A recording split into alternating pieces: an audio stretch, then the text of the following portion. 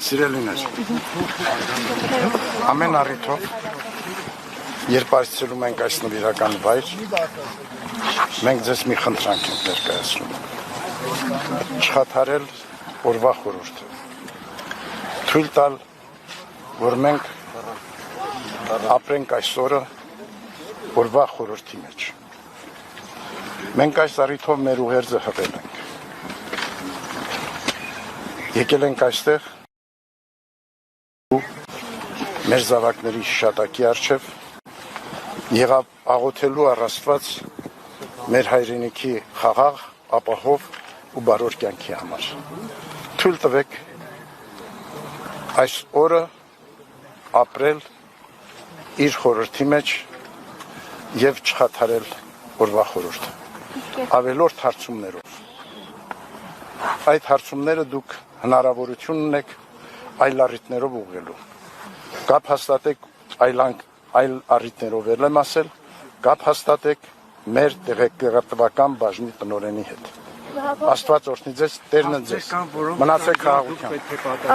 Ինչպես է լուծվելու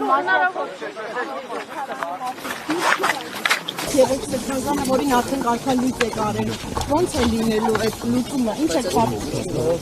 Հապար մյուս սրբազանները ևս կարգալույց են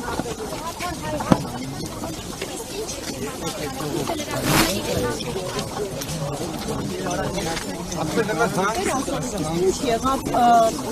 Արշակ Սրբազանի հետ կապված հանձնախմբի որոշումը, այդ հարցով որոշում դեռ չկա, ինչու։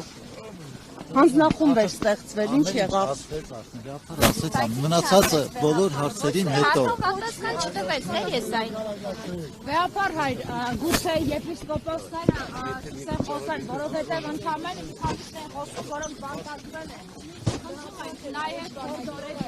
բարեկամաբար եպիսկոպոսները ազատ չփել լրագրողների հետ։ Շատ կաշկանդված են, առանց այդ էլ նախկինում չէին խոսում, հիմա ավելի կաշկանդված են։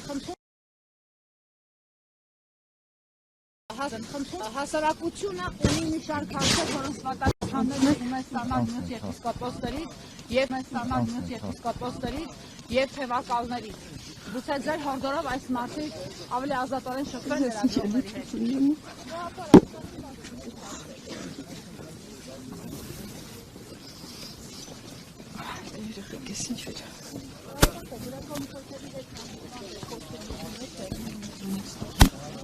Հապար, մինչև երբ եք պատրաստվում լռել։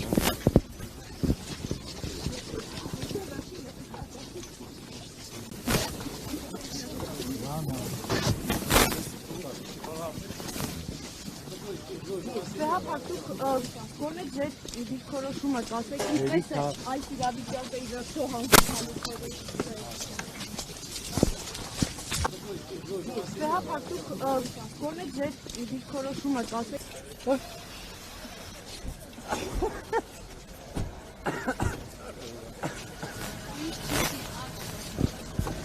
Ay, es un más.